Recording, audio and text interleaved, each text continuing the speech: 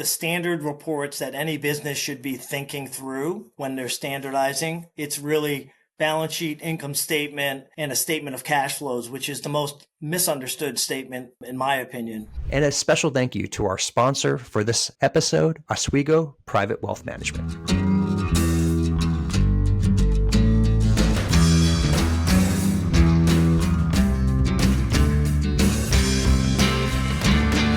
Welcome to another $4 Million Strategy Podcast, the best 4 minutes in business for strategy and tactics that you apply to your business today. Very excited to have with us Frank Milone. He is one of the founding partners of FML based out of Connecticut. Frank, today our discussion is how do we help create accurate and credible financial reports?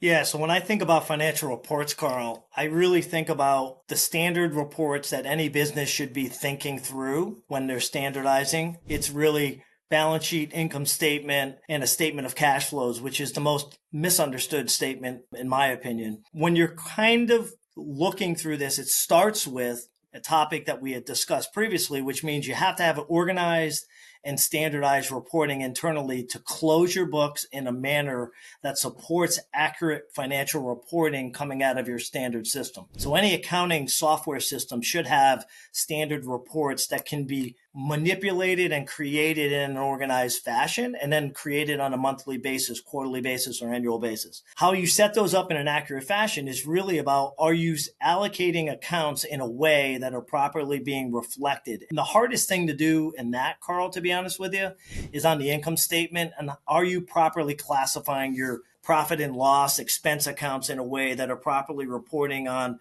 a couple of key metrics? Is your revenue, your cost of goods sold, and your gross margin, all very critical concepts? Are they accurately allocating your expense accounts into items that are properly identified as cost of goods sold or general and administrative expenses, R&D related expenses? That goes all the way back to, have you set up your accounting system in a manner that is properly identifying those and grouping those accounts into your system in a way that you don't need to manipulate that data on a monthly basis? It gets automated within the system. So it's interesting on that consistency basis. Let's say somebody, they're not used to that process, right? They often I'll see, especially small companies, is they almost way over allocate their expenses. They almost have too much detail. Like it's almost too easy on like smaller tools like QuickBooks just to add a bunch of GL accounts. And next thing you know, you have 500 accounts and there's no real, like what I call understanding of what's moving the business or not. What are some like high level tips that you could recommend to our audience of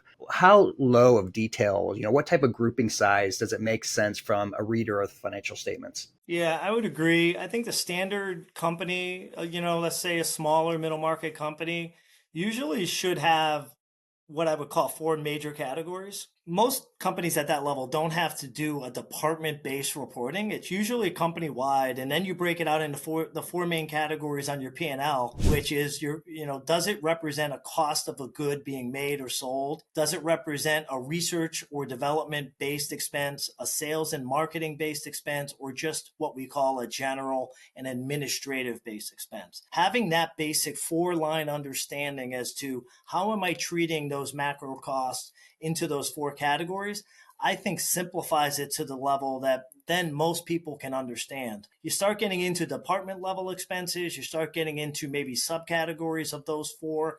That's when it becomes a little bit hard and cumbersome and hard to maintain, quite frankly. Absolutely. Frank, that's a great insights. Thank you so much for being a part of $4 Million Strategy Podcast. Thanks again, Carl. Absolutely. Everyone else who's listening, encourage you to subscribe and recommend this to others so they can continue to get these great insights from experts like Frank. Thank you so much and have a great day.